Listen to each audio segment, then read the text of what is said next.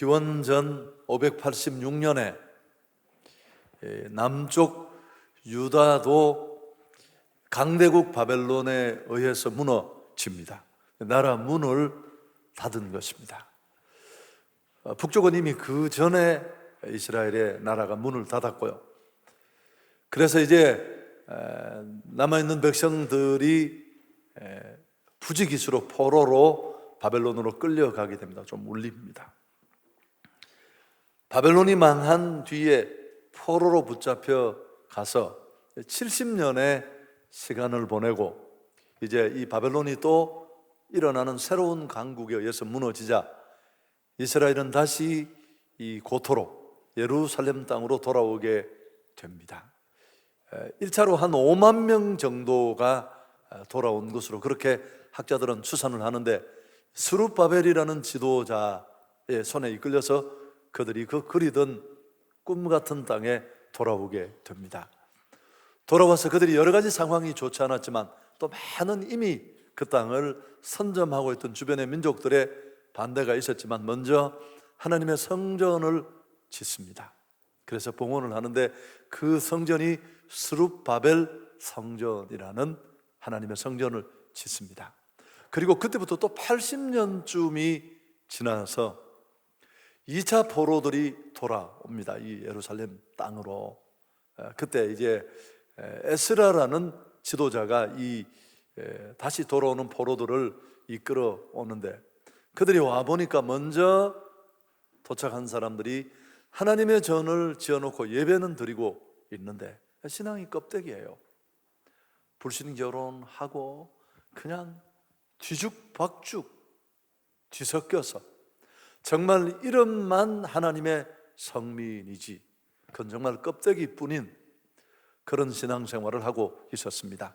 이런 모습을 지켜본 에스라는 너무너무 마음이 무너져서 이건 이 백성이 하나님의 말씀을 그전에도 그랬지만 하나님의 말씀을 소홀히 여긴 결과다, 그렇게 생각을 하고, 기억하시죠? 수문암 광장에 온 이스라엘을 모아놓고 여전히 줄이지만 정말 피를 토하는 마음으로 하나님의 말씀을 읽어주고 그렇게 합니다.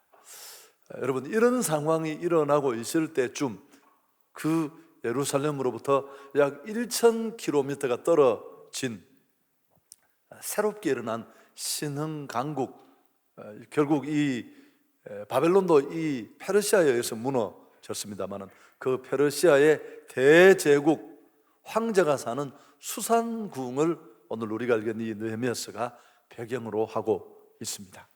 그곳에 우리가 잘 알고 있는 느헤미야라는 인물이 있었습니다. 이분은 이 페르시아 대제국 수산궁 이 궁에서 황제의 술관원으로 있는 아주 고위직 관료였습니다. 유대인이지만 여러분 설교 많이 들었잖아요. 술관원은 그저 술시중이나 드는 사람이 아닙니다. 그 시대에 그 제국의 황제들이 가장 불안에 떠는 건 언제 살해당할지 모르는 이런 위험에 늘 부담을 안고 있었습니다. 그래서 술관원장이 하는 일은 왕이 음식을 먹기 전에 또 음료를 마시기 전에 먼저 맛을 보고 독약 같은 게 들어있지 않는지를 점검하고 검사하는 공식적인 자리에도 참석하지만 사적인 자리에도 빠짐없이 얼굴을 들이밀고 개인적인 문제도 듣고 할 수 있는 정말 문무를 두루 갖춘 그런 사람을 이 자리에 세우게 됩니다. 비록 이민 2세지만 유대인의 끌려온 민족의 2세이지만 그는 출세한 사람입니다. 굉장한 자리에, 영향력 있는 자리에 세워져 있었으니까요. 뿐만 아니라 그는 떠나온 조국에 대해서 늘 열망하는 마음이 있었고 또 하나님의 나라를 꿈꾸는 그런 사람 중에 하나였습니다. 그래서 그러던 어느 날 그가 궁에서 그가 늘 그리워하는 이 예루살렘을 다녀온 일단의 무리들을 만나게 되는데 그 무리 속에는 자기 동생 하나니도 들어있었는데요. 당연히 너무너무 궁금하지 않습니까? 그렇게 가고 싶은 땅이고 꿈에도 그리던 땅인데, 그래서 물었더니만 상황이 영 좋지 않다고 했습니다. 주변에 성이 다 무너져서 지킬 성이 없으니까 성전은 있지만 주변에 있는 민족들이 시시각각으로 침공을 해서 약탈하고 불지르고 빼앗아가고 엉망이 되었다는 겁니다. 여러분, 이런 일이 있어서 사실은 1차, 2차 귀한 자들을 중심으로 성전을 지었지만 성벽을 다시 쌓아야지만 예전의 영광을 회복할 수 있다는 걸 너무너무 그들이 절실하게 느끼고 있어서 성벽도 재건하는 일들이 있었지만 이게 매번 무산되었습니다. 특히 2차 느헤미야는 어떤 생각을 가지고 있었느냐 하면 성벽이 다 지어졌을 것으로 간간히 들려오는 소문에 실제로 그런 일이 있었습니다. 문짝을 달려고 하는데 또 주변의 민족들이 이스라엘이 다시 자기 땅에 돌아와 고토를 든든히 하고 안보를 든든히 하면 자기들 기득권을 잃어버리니까 이 황제에게 항소를 한 겁니다. 이들이 성을 쌓고 다시 반역하려고 한다. 여러분, 이 페르시아는 이 지배 민족에 대해서 관대해서요, 잘 관여도 하지 않고, 그렇지만 반역한다는 얘기를 듣고 황제를 보내서 다시 쓸어버리는 이런 상황이 오늘 하나님을 통해 듣게 된 것입니다. 여러분이 잘 알고 있는 내용인데, 늘 조국을 생각하며 또 하나님의 영광을 꿈꾸던 이 느헤미야는 그 얘기를 듣자마자 털썩 주저앉아 땅을 치고 통곡합니다. 여러분, 오늘 우리는 이 잘 알고 있는 느헤미야의 모습에서 굉장히 중요한 한 가지를 발견하게 되는데요, 하나님의 품에 부름받은 한 신앙인이 그저 구원을 향유하는 게 끝이 아니거든요. 하나님은 우리에게 구원을 주실 뿐만 아니라 우리 한 사람 한 사람을 향한 놀라운 계획을 가지고 계십니다. 들어보신 것 같죠? 그냥 우리를 구원받는 게 끝이 아니에요. 하나님은 구원받은 우리를 통해 그분이 이루시려는 놀라운 계획이 있는데, 구원받은 자 안에 찾아오는 이런 하나님의 인생에 엄청난 터닝 포인트가 되는 굉장한 사건이 어느 날 갑자기 이렇게 찾아오는 거예요. 여러분, 우리는 고국의 소식을 우연히 그날도 출근해서 근무했을 겁니다. 술관원장이라는 자기 직위를 수행하기 위해서 그는 일찍 궁에 출근을 해서 뭐 이런저런 얘기를 하다가 예루살렘에 다녀온 사람들이 있다는 걸 알게 됐고, 동생이 있어서 궁금해서 물어보았다가 이 충격적인 비보를 듣고, 여러분, 이 일이 이 느헤미야의 생애에 폭풍 같은 변화를 일으키잖아요. 살아오는 삶의 방향을 송두리째 돌리고 하나님이 일하시는 큰 일에 그가 수종드는 그런 결과를 가져오게 된 일 아닙니까? 여러분, 이 놀라운 일이 이런 작은 만남을 통해 시작되었다는 사실, 할렐루야. 우리가 룻기를 주일날 살피면서 또 봤던 모습이에요. 하나님은 역사 속에 일하시고 살아계신 분이십니다. 근데 그 하나님이 어떻게 일하신다고요? 작은 일들 속에. 우리가 이 일이 큰 일이 된 시발점이라는 것을 알고 있어서 그렇지, 너무 인상적이고 아무것도 아닌 것처럼 보이는 이런 작은 만남, 작은 사건 하나가 하나님 나라 역사에, 또 그 민족 역사에 큰 획을 긋는 중요한 일로 이어지는 것을 볼 수 있습니다. 하나님 사람들의 삶 속에 우연이란 존재하지 않습니다. 한 아사리온에 2마리, 3마리 가격이 없어요. 참새 파는 주인 마음대로요. 그 참새 한 마리조차도 하나님 뜻이 없이는 땅에 떨어지지 않는다고 했는데 하물며 우리이겠습니까? 여러분, 그래서 이런 성벽 재건의 오랜 수건 사업이 일하시는 하나님의 뜻 가운데 느헤미야라는 한 사람을 통해 시작하게 된 그 시발점이 이렇게 작은 일로 출발하고 있는 것을 잘 눈여겨보시기를 바랍니다. 끼어 있어야 할 줄 믿습니다. 구원이 끝이라고 하죠. 눈 가리고 코 가리고 행복에만 온통 목표를 두고 그렇게 살아가면 그건 정말 큰일이에요. 어차피 닫힌 세계를 모르는 자들에게 그건 있을 수 있는 일이지만 하나님의 또 다른 의도와 목표를 가지고 부르는 우리에게는 정말 큰일이 아닐 수 없습니다. 영적으로 민감해야 하는데, 자, 이제 이 슬픈 소식을 듣고 책임감을 느꼈습니다. 느헤미야가 부담을 느끼는 겁니다. 조국을 사랑하지 않는 사람이 누가 있고 포로로 끌려온 1세든 2세든 간에 남의 나라에 붙여서 사는 게 출세했든 출세하지 않았든 차이는 있겠지만 다 돌아가고 싶고 귀소 본능인데, 이 소식을 들은 사람이 어디 한둘이겠습니까? 시차는 있지만, 그렇지만 느헤미야는 부담을 느낀 것입니다.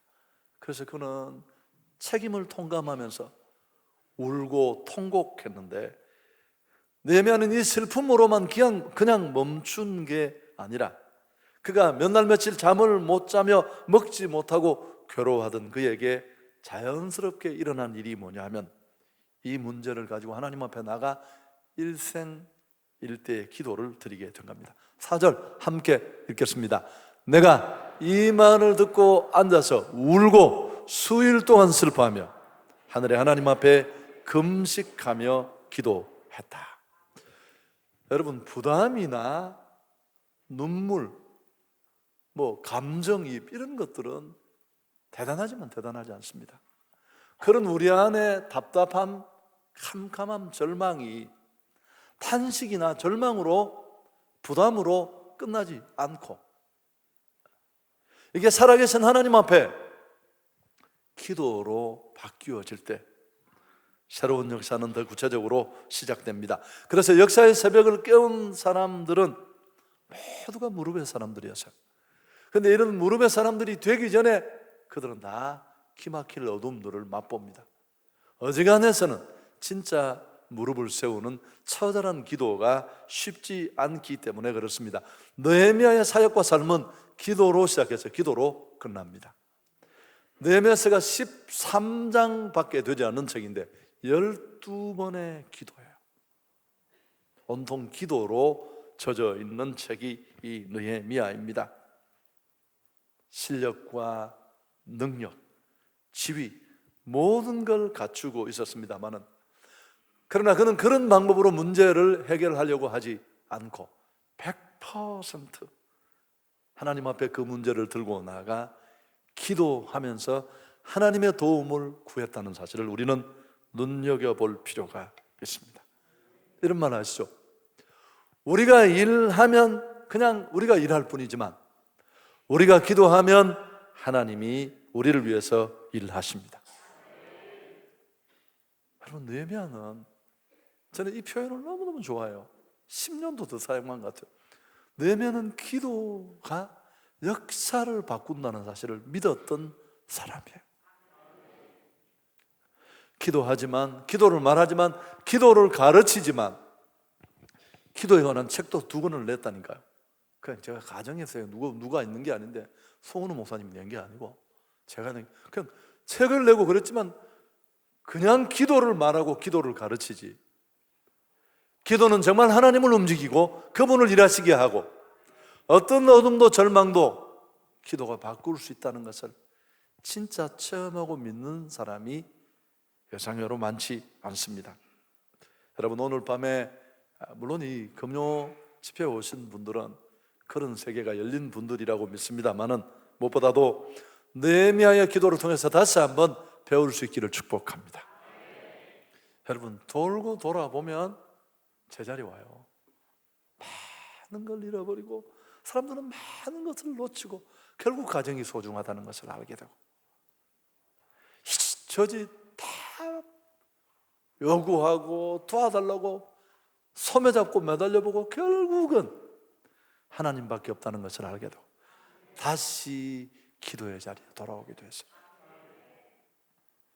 우리가 하나님의 말씀을 배우는 것은 그런 시행착오를 최소화하려는 거예요.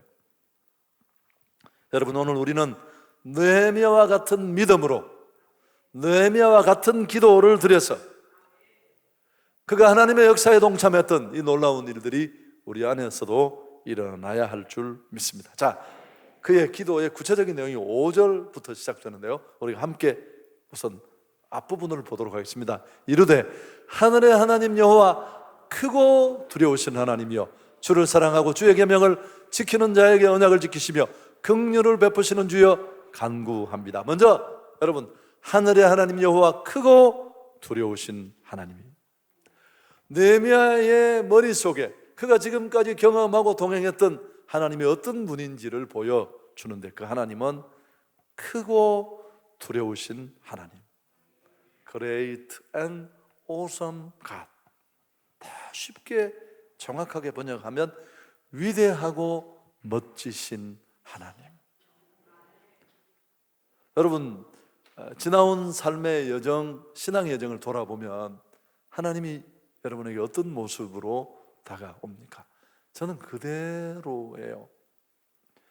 대단하신 분일 뿐만 아니라 정말 멋지신 분인 건, 내가 바라는 대로 주시지만 그보다 훨씬 아름답게, 내가 생각하지 못했던 방법으로 처음에는 약간 당혹스러웠는데 지나놓고 보면 역시 하나님이시야. 왜요? 그분은 내가 나를 아는 것보다 나를 더 잘 아세요.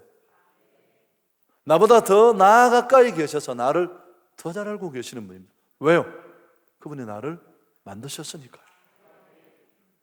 그래서 위대하시고 강하신 능력의 하나님이실 뿐만 아니라 내가 생각하는 이상으로 나를 이끌어주시고 인도하시는 정말 멋지신 하나님이시라는 것을 우리 모두가 고백할 수밖에 없습니다.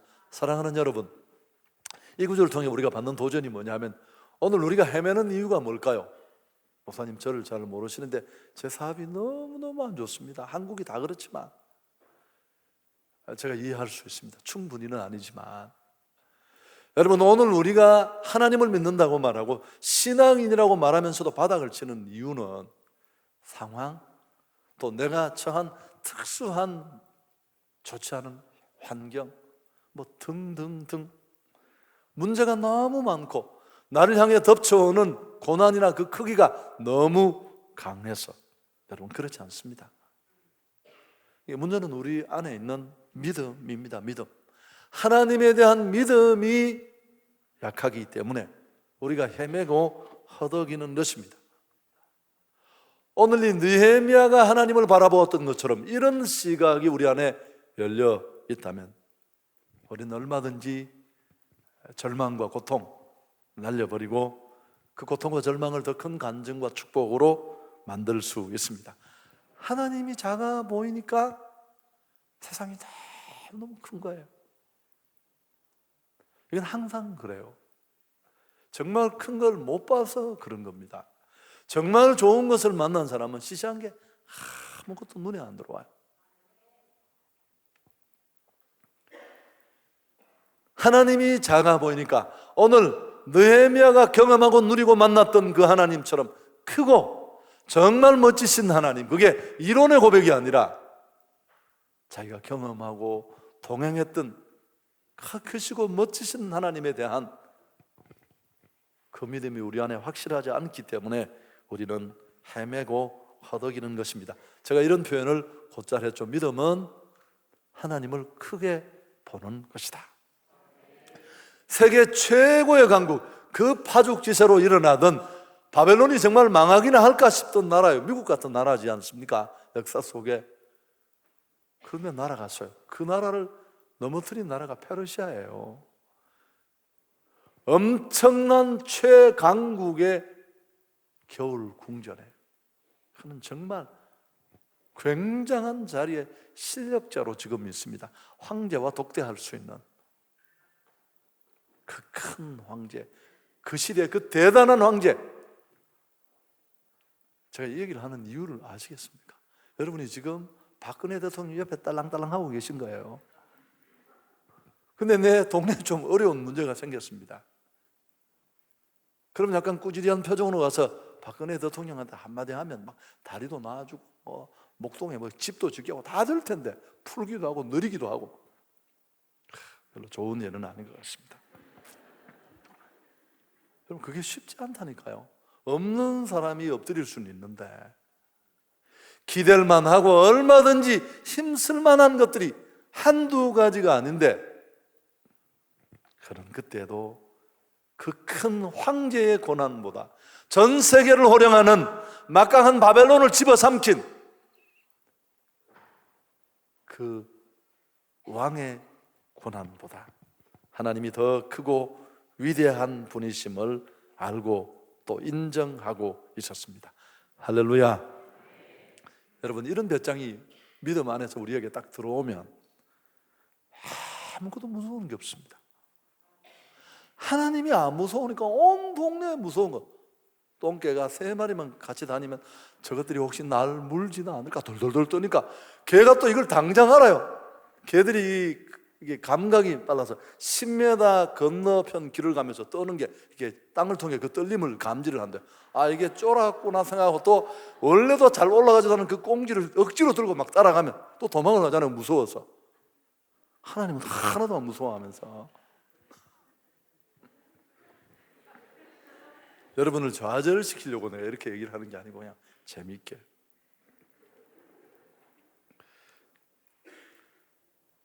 여러분, 문제의 돌파구는 우리가 하나님을 보는 시각, 우리 믿음에 문제가 있다는 사실입니다. 우리가 정말 다 좋아하는 돈이 힘이 셀까요? 하나님 힘이 셀까요? 이런 바보 같은 물음을 왜 하겠습니까? 무르나 마나 하나님이 훨씬 더 세십니다. 근데 그렇게 보일 때가 있습니다. 한번 10,000원짜리 지폐를 위해서 이 눈에 딱 붙여보시죠. 이마에. 그럼 아무것도 보이지 않아요. 돈밖에 보이지 않습니다. 그건 거리가 만든 착시 현상이에요. 여러분, 우리의 문제가 무엇이냐 하면 지금 닥친 상황, 그 문제보다 그 문제를 바라보는 우리의 시각이 더 큰 문제입니다. 문제는 정말 묵상을 잘해요. 어제 약세로 가라는 전자계산기 딱 펴놓고 톡톡톡 두드려가면서 계산을 얼마나 정확하게 해서 도저히 안 되겠습니다. 딱 답이 나오는데 중요한 것은 현실과 상황을 인식하는 눈이 필요해요. 없어서는 사람이 아니죠. 상식적이지도 않고요. 그렇지만 우리는 그것과 함께 그런 현실, 인실, 오늘 내가 직면한 상황의 문제를 계산해내는 얼마나 어려운 상황인가를 아는 눈도 필요하지만 그 시각, 그 계산이 있다면 영적 시각도 존재해야 할 줄 믿습니다. 이 절망 위에, 이 기막힌 상황 위에 죽은 자도 살리시고 없는 것 같이 부르시는 한 우주의 주인으로 계시는 생사화복이 그 손에 있는, 내가 오늘 안고 있는 그 절망의 문제보다 훨씬 더 크신 하나님이 나와 함께하고 있다는 것. 그 하나님이 보이면 떨 일이 무엇이 있겠습니까? 여러분, 제가 극심한 고난을 통과하고 나니까 이런 배짱이 딱 생기는 거죠. 까불어도 하나님이 날 죽이면 나는 그날 죽어야 되지만 그 이전에는 그 어떤 것도 그저 계란 몇 개 내가 맞을 수는 있지만 문제가 되지 않는다는 묘한 담대함. 문제가 아니라, 상황이 문제가 아니라, 오늘 꼬이고 힘든 경제가 문제가 아니라 하나님을 하나님으로 대단한 존재로 바라보지 못하는 우리의 믿음이 문제입니다. 그래서 여러분, 계산만 잘하는 엘리트들은 아무것도 못해요. 맨날 떨고 넣고 계산만 하다가 안 되겠다는 한마디하고 죽어요. 그냥. 근데 약간 계산도 못하고 이런 사람들이 하자 그리고 하면 그것도 돼요. 무슨 사례 연구를 하다가 그냥 사례가 들려서 죽어요. 여러분, 믿음의 확신이 서면 담대하게 일어나 직면해야 할 줄 믿습니다. 골리앗과 다윗이 그런 상황입니다. 골리앗의 키가 3m 되고 그가 두른 중무장의 무게가 50kg나 되고, 이거 누가 계산했을 것 같아요? 다윗이 계산한 게 아니고 거기 엘라 골짜기에 코를 박고 엎어져 있는 것들이 전자계산기 내가 휴대폰과 다 찍은 거예요. 야, 저거 갑옷이 얼마나 될까? 다윗은 그걸 계산한 게 아니고 그 현실에 대한 눈도 열려 있었겠지만 그가 목동 시절부터 함께했던 하나님, 그를 지켜주었던 하나님, 그 하나님을 바라보는, 그 위대하신 하나님을 바라보는 믿음의 눈이 있었기에 너는 칼과 단창으로 내게 나오지만 나는 살아계신 만군의 여호와의 하나님의 이름으로 나아간다. 그 성경을 읽어보면 살아계시다는 표현이 여러 번 나와요. 그 엘라 골짜기에 코를 막고 있는 그 많은 이스라엘의 군대 장군들, 장수들에게 하나님은 관념의 존재였지만 다윗에게는 아주 어린 소년이었지만 매번 문제와 절망 앞에 죽음 같은 상황에 던져질 때마다 살려주시고 함께하시고 일하시는 하나님을 그는 경험했기 때문에 그렇습니다. 오늘 밤에 이런 변화가 있기를 축복합니다. 뿐만 아니라 그는, 우리가 다 아는 내용들입니다. 느헤미야는 하나님 앞에 이 문제를 들고 나가 기도하기 전에 그 하나님이 얼마나 크신 분이신가, 이건 너무너무 중요해요. 여러분, 그래서 체험적 신앙이 힘이 있는 것입니다. 시험이 들어서 막 그냥 걷잡을 수 없이 엘리베이터 고장난 것처럼 처박히는데 그때 이렇게 딱 걸리는 자리가 이런 자리예요. 제 인생에도 한 3 토막이 있는데 그 밑으로 내려갈 수가 없어요. 왜냐하면 내 시시한 삶에 그분을 대입시키지 않으면 설명할 수 없는 사건들이에요. 어떤 방법으로도. 그래서 나는 그건 의심할 수가 없어요.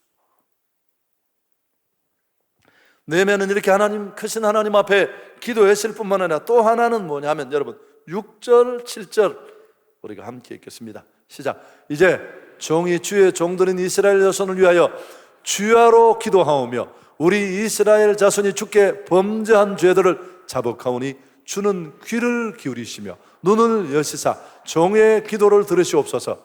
나와 내 아버지의 집이 범죄하여 주를 향하여 크게 악을 행하여 주께서 주의 종 모세에게 명령하신 계명과 율례와 규례를 지키지 아니하였었나이다. 오늘 느헤미야는 자기 민족의 죄를 고백하고 회개합니다. 여러분, 영성의 깊이는 회개의 깊이와 정비례합니다. 사는 게 다 그렇지 뭐 예수 믿는다고 말하고 직분 받았다고 말하지만 이 정도 죄도 안 짓고 누가 살아? 한번 손 들고 나와보라 그래. 그리고는 다 뭉개서 엉망을 만들어서 위안을 찾는 사람들이 많잖아요. 이 시대에 그리스도인으로 산다는 게 그냥 그런 거지 뭘 별다른 게 있겠느냐고 우리는 말하면서 편안하게 아주 두루뭉실한 신앙으로 자신의 모습을 바꾸어 버릴 때가 있습니다. 여러분, 그러나 하나님의 은혜가 임하고 성령의 역사가 내 안에 들어오면 가장 먼저 나타나는 현상이 죄에 대해서 민감해집니다. 드러나는 죄가 아니라 마음의 죄까지도 불편해지기 시작하고 성령이 탄식해 한다는 것, 밥 먹고 체해서만 답답한 게 아니라 뭔가 불편하다는 게 큰 부담으로 느껴지기 시작합니다. 뿐만 아니라 더 나아가서 꿈속에 이상한 짓을 했는 죄까지 온종일 생각이 나면서 계속 불편해요. 여러분, 하나님 가까이 가면 갈수록 그분이 내게 주시는 은혜가 커지고 깊어지면 깊어질수록 자연스럽게 따라오는 그런 현상이라고 할 수 있습니다. 그래서 기독교의 위대한 거인들은 정말 그 크신 하나님을 가감없이 그대로 상황 속에서, 문제 속에서 보여주었던 신앙인들은 다 하나같이 절절한 참회록을 남겼어요. 우리 참회록 쓰자 모여서 단합대회를 한 게 아니에요. 자기가 얼마나 죄로 가득하냐, 막 자기 팔을 물어뜯어가면서 자기 죄성을 깨닫고. 여러분, 이런 태도는 참 경이롭지 않습니까? 오늘 우리 현실을 보십시오. 보이는 지도자들이 그리스도 밖에 더욱 그렇잖아요. 하여튼 경우에도 나라를 다 털어먹고도 자기들이 잘못했다고 한 사람도 얘기하지 않습니다. 오늘도 뭐 몇 사람이 박근혜 대통령을 잡으러 가겠다고 하는데 그 붉은 옷 입은 아저씨들 과거를 우리가 다 알고 있는데 대한민국이 여기까지 오는 동안에 다 우리에게 조금씩 책임이 있는데 참 너무너무 의인들이에요. 단 하나도 나는 아무 잘못도 없고 항상 잘했고 정도의 길을 갔는데, 여러분 이런 세상의 지도자들의 모습과는 너무너무 구분되잖아요. 여러분이 정말 막연한 은혜가 아니라 오늘 내 척박한 삶을 밀어낼 수 있는 정말 하나님의 이런 은혜를 맛보기를 원한다면 오늘 자신을 바라보는 성령의 더 깊은 깨달음이 우리 안에 있어야 할 줄 믿습니다. 느헤미야는 하나님께 불순종하고 죄에 빠진, 우리가 잘 아는 부분입니다만은 자기 민족 이스라엘의 죄에 자기 자신도 거기 끼워 넣습니다. 자, 다시 한번 6절을 읽도록 하겠습니다. 이제 종이 주의 종들인 이스라엘 자손을 위하여 주야로 기도하오며 우리 이스라엘 자손이 주께 범죄한 죄들을 자복하오니 주는 귀를 기울이시며 눈을 여시사 종의 기도를 들으시옵소서. 나와 내 아버지 집이 범죄했습니다. 나와 내 아버지 집이 범죄했다. 엄밀히 따지면 느헤미야는 죄전 유대 민족의 그 범주에 들어갈 수 없어요. 끌려온 사람의 이대니까. 뿐만 아니라 그는 이방 나라 한가운데서 열심히 정도로 살았고 하나님을 사랑하고 섬겼고 또 바르게 살려고 무척이나 노력하는, 늘 하나님의 나라를 소망하는 사람이었어요. 여러분, 그렇지만 느헤미야는 굳이 자신을 그 죄에서 연루시키지 않고 자기 민족과 함께 범죄했다고 고백하며 하나님 앞 엎드려 회개했습니다.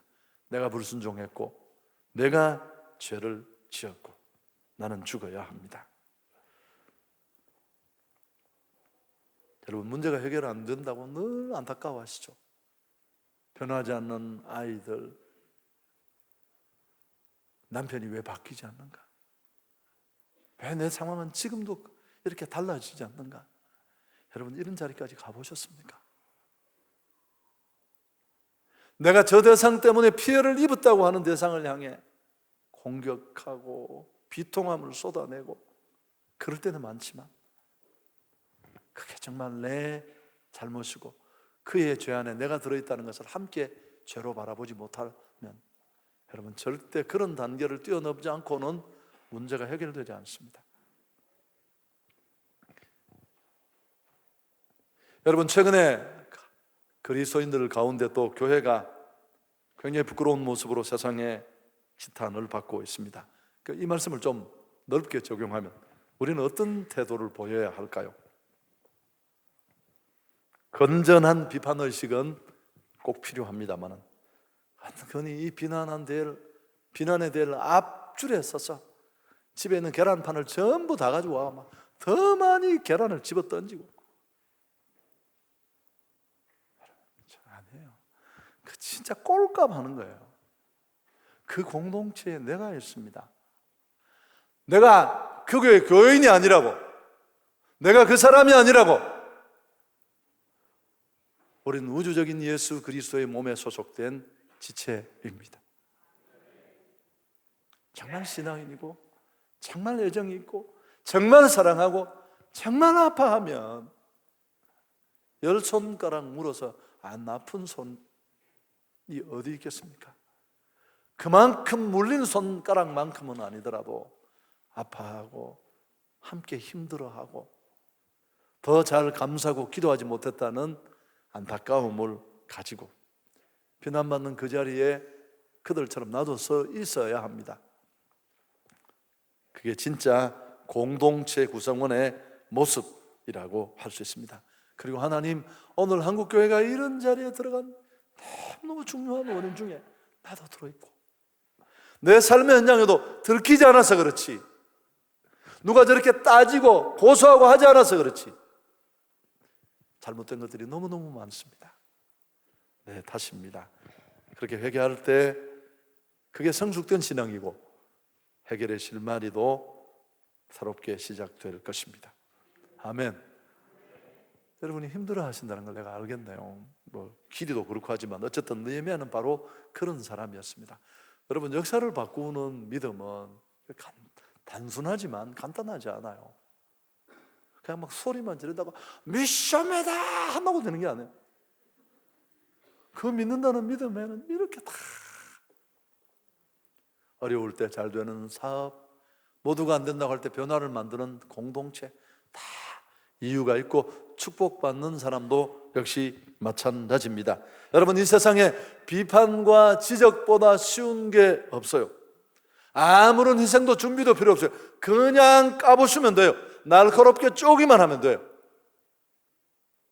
너무너무 쉬운 일입니다. 무슨 그 비판 잘하는 걸 대단한 예지력 그런 거 필요 없어요. 그냥 쪼으면 돼요. 그러나 정말 변화를 만드는 사람이 되기를 원한다면 그게 가정의 문제든 교회의 문제든 국가의 문제든 우리가 이런 자세로 구할 때 하나님은 새로운 역사를 시작하실 줄 믿습니다. 오늘 밤에 한번 같이 아파해 보십시오. 한 가지만 더 말씀드리고 마치겠습니다. 하나님은 한번 하신 약속을 꼭 지키는 정말 신실하신 분이신데 여러분 그렇게 믿으세요? 저는 신앙생활을 해보니까 정말 그러세요. 사람은 대체적으로 약속을 잘 지키기 어려워요. 아빠가 아들한테 한 약속도 잊어버리고 지나갈 때가 한두 번이 아니에요. 하나님은 그렇지 않으신데 특히 하나님의 약속을 붙들고 기도할 때 하나님은 꼼짝 못하는데 느헤미야는 이 점을 정확하게 꿰뚫고 있었습니다. 오늘 9절에 보면 하나님의 약속을 붙잡고 기도합니다. 함께 읽습니다. 만일 내게로 돌아와 내 계명을 지켜 행하면 너희 쫓긴 자가 하늘 끝에 있을지라도 내가 거기서부터 그들을 모아 내 이름을 두려고 택한 곳에 돌아오게 하리라 하신 말씀을 이제 청하건대 기억하옵소서. 여러분, 약속의 말씀을 붙잡고 기도하시기를 바랍니다. 말씀을 듣는 중에, 설교를 듣는 중에 어떤 말씀이 내 마음으로 들어왔습니다. 성경을 읽다가 그런 말씀 붙잡고 기도할 수 있기를 바랍니다. 우리 청년 때 내가 이것도 몇 번 얘기했어요. 예쁘지 않은 자매였어요. 막 시집 가고 싶은 소망을 너무 크게 품었어요. 나이는 많은데 어느 날 철야를 드리다가 우리가 함께 시편 50편의 말씀을 들었습니다. 환난 날에 나를 부르라. 내가 너를 건지리니 내가 너를 영화롭게 하리라. 그 자매는 하나님, 노처녀가 시집 못 간 것보다 더 큰 환난이 어디 있겠습니까? 시집 못 간 노처녀가 늘 믿음으로 하고 하나님의 역사를 기다렸는데 시집을 어떻게 갔다고요? 공수부대가 낙하산을 타고 내리다가 그 집 나무에 걸려서 지붕에 떨어졌습니다. 그래서 그 공수부대 총각하고 결혼했다는 이야기 처음 들으셨어요? 저 같은 6개월 방위보다는 공수부대가 훨씬 낫습니다.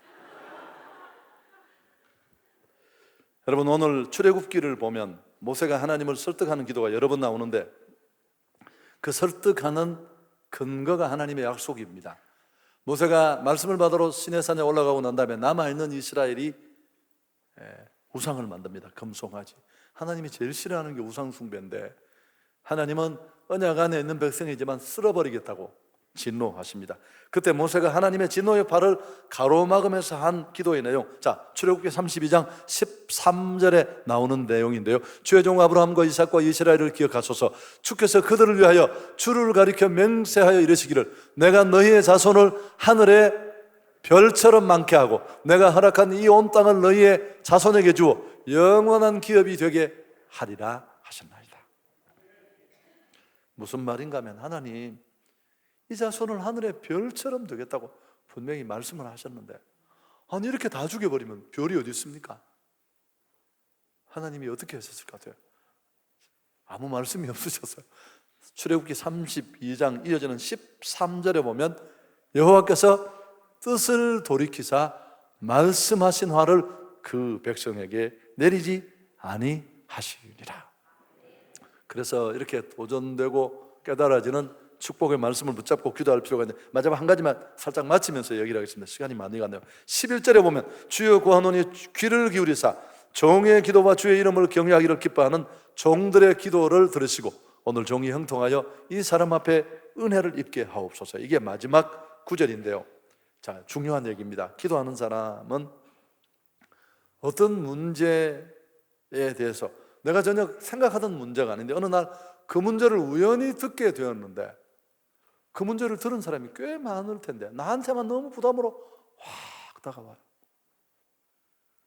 그 부담이 조금 부담스럽고 나를 무겁게 하다가 보통은 지나가는데 이게 지나가는 게 아니고 점점 더 무거워지는 겁니다. 여러분, 이건 성령의 감동이 있었다는 뜻입니다. 모두가 그냥 듣고 안타까워하고 지나가는 일인데 나는 그게 자꾸 무겁게 내 안에 책임감으로 부담으로 다가오고 이게 시간이 지나면 잊혀지는 게 아니고 점점 무거워지는 겁니다. 성령의 감동이 있다는 뜻이고 하나님 그분을 위해 내가 그 일에 뭔가 해야 할 일이 있다는 뜻입니다. 여러분, 이런 글을 기억하시죠? 다른 사람보다 더 많이 가진 것, 더 많이 아파하는 그 어떤 것, 그건 내게 소명일 수 있어요. 우리 집사님 한 사람만 머리를 까딱거리죠. 여러분 다 못 알아들으셔서 이거 결정적으로 중요한 얘기입니다. 여러분, 이 부담감이, 이 책임감이 그는 이미 통곡하고 기도를 시작하면서 그 잘 나가는 자리를 다 내려놓을 결심을 한 것입니다. 그리고 기꺼이 그 안에 소명으로 느껴지는 일을 위해서 지금까지 그가 이루어왔던 모든 것들을 기꺼이 내려놓고 던져서 100년 넘게 수건 사업으로 남아있던 무너진 성벽을 재건하는 일이 회복된 줄 믿습니다. 여러분, 하나님의 부르심은 캐치하는 것도 쉽지 않지만 그 부르심에 순종하는 일은 더 어려워요. 지난 얘기하고 마치겠습니다. 2주 전에 하용병 선교사님이라는 분이 여기 오셔서 우리 오부 예배 설교를 했어요. 여러분, 그분은 우리 교회, 제가 와보니까 우리 교회 집사님이 형님이더라고요. 그분이 제가 처음 막 넥타이로 목을 졸리고 했던 그 교회 3명의 부교육자 중에 한 분이에요. 20년도 넘어서 본 거예요. 봤는데 너무 이 신실, 얼굴에 신실이 한 30개 쓰여져 있는 사람, 유래를 찾을 수 없는 신실한 사람. 그러니까 그렇게 많은 교육자들을 제가 만났는데 지금까지도 기억하고 있었던 분인데 마침 안식년을 맞아 들어와서 내가 우리 강단에 기꺼이 세웠는데 참 감동스럽더라고요. 이분이 그 대구의 범호교회라는 꽤 규모가 큰 교회 부목사님으로 13년을 있었어요. 이것만 해도 벌써 기록 아닙니까? 대단한 기록인데 그 13년을 하던 반복하던 어느 날 이렇게 살아서는 안 되겠다. 하나님의 부르심에 내가 순종을 해. 어떤 부르심이다. 준비하며 사역을 내려놓고 기도를 딱 하고 있는데 하나님이 너 정말 순종할 수 있겠느냐? 어떤 일이라도. 그래서 하나님이 주신 말씀이 뭐냐면 캄보디아로 선교를 가. 한 번도 선교를 생각해 본 적도 없고 선교 공부를 한 것도 아니고 무슨 서원을 한 것도 아닌데 그 자리에서 이번은 후원교회 한 교회도 없는데 캄보디아, 그럼 캄보디아가 얼마나 어려운데 가보셨죠? 있으면 이 안에서 땀이 그냥 쏟아지는 곳이에요. 이분이 후원교회 후원자도 없이 캄보디아 선교를 떠나니까 그 13년 부목사님으로 있던 교회에서 이분의 신실함을 더 잘 아니까 목사님이 우리가 도와주겠다. 선교를 일정받고 그래서 선교 보고를 하는 중에 그 캄보디아 9년 동안 했던 현장을 보여주는데 난 놀랐어요. 여러분, 상상할 수 없는 아름다운 선교센터. 지금은 여러 부부 선교사들이 와서 함께 동력을 하고 학교가 그 안에 있고 아이들이 있고. 그래서 내가 후원하는 교회가 지어졌느냐고. 아니요 목사님, 제가 그 교회를 좀 알거든요. 돈 없어요. 믿음도 없고. 그럼 어떻게 이걸 지었느냐고. 내가 자기는 기도만 했대요. 나는 하나님 앞에 순종해 가고 나를 드렸으니까. 여러분, 이분이 그냥 선교사를 한 게 아니고 이런 선교사는 없잖아. 그 현지 사람하고 똑같이 밥을 먹고 똑같은 방에 자고 얼마간 보내주는 선교비를 같이 나누어서 샀어요. 아이들까지 다. 지금까지 그 원칙을 9년 동안 지키고 있는데 지나가는 단기 선교팀이 없고 누가 없고 그래서 그 놀라운 기적을 만들어내더라고요. 할렐루야. 제가 이 말씀을 마지막으로 드린 이유는 꼭 같습니다. 믿음으로 하나님을 바라보고 기도하면서 그 하나님이 주시는 음성에 그냥 기꺼이 나를 던져서 헌신하는 그 나를 드리는 결단이 따르는 곳에 하나님은 어떤 곳이든 그 어떤 자리든, 내가 수십 년 전에 그분을 잠깐 6개월도 안 되는데 봤던 그때의 기억이 참 정확하구나. 여러분, 우리의 문제는 믿음의 문제입니다. 다시 우리는 그 크시고 위대하시고 멋지신 하나님을 바라보면서 믿음의 자리, 기도의 자리, 나를 던지는 자리로 나가야 할 줄 믿습니다. 그게 여러분 영혼을 품은 기도든 가족 구원의 문제든 아니면 내 삶에 무너진 어떤 문제든 비난만 하지 마시고 공격만 하지 마시고 믿음으로 내 책임을 공감하면서 하나님, 그 문제 한가운데 내가 있습니다. 하나님의 이런 놀라운 은혜의 역사를 우리에게 베풀어 주실 줄 믿습니다.